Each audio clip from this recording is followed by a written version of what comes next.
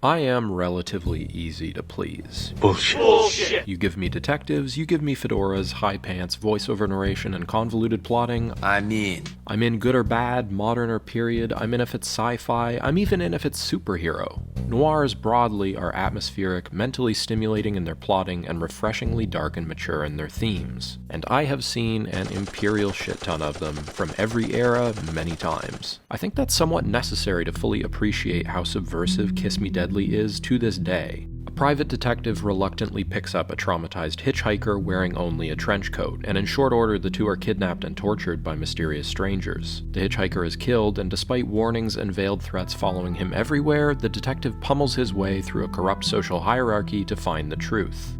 Let's get the obvious out of the way. This movie does not give a fuck.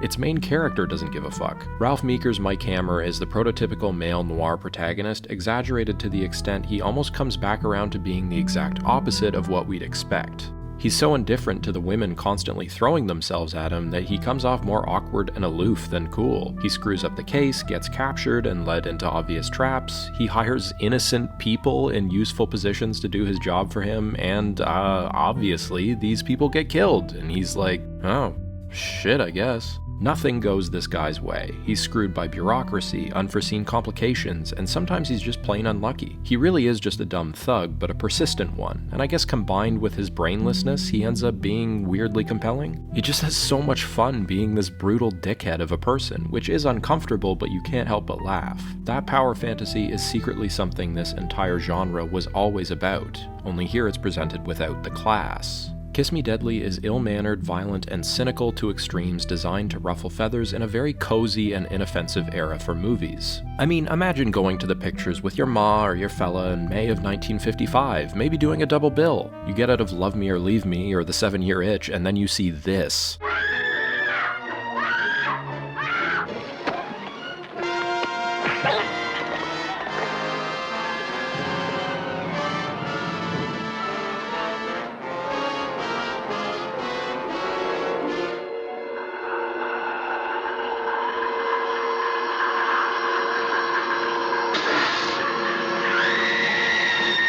While much of the violence is off-screen, that often makes it even more disturbing in your imagination. It's also paired with deflated, out-of-touch reactions from the characters. Everyone is distant, desperate, and checked out. I'm not hard to get along with, really, I'm not. I can be a very good friend. Don't leave me. They were at the door last night. They tried to get in. They tried to get in. They tried to get in. They kill Nick, Mike. The casual gratuitousness of it all seems a tacit acknowledgement of violence as a matter-of-fact mainstay in this genre, and in movies broadly. I discussed this in more detail in my Black Coal Thin Ice video, but as in that film, the environment plays a character here. The story constantly takes Mike to weird, offbeat settings that invoke atmosphere with odd little flourishes. Anything from an endless staircase in an apartment complex to a pervasive echo in a morgue. As the film progresses, the environmental or diegetic framing gets tighter and tighter, appropriate as the walls are continually closing in on Mike.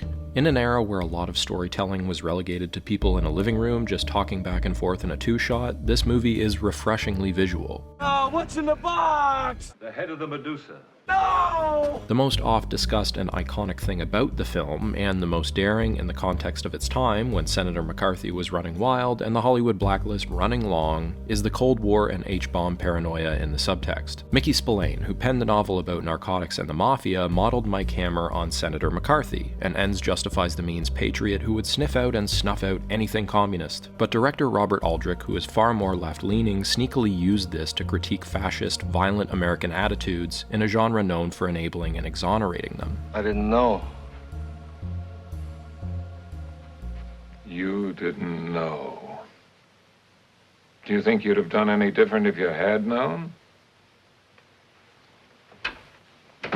Kiss Me Deadly ultimately observes a pack of drunk, bumbling, self-interested gits interfering with a power they have no register of, and the ultimate result is death, destruction, and catastrophe.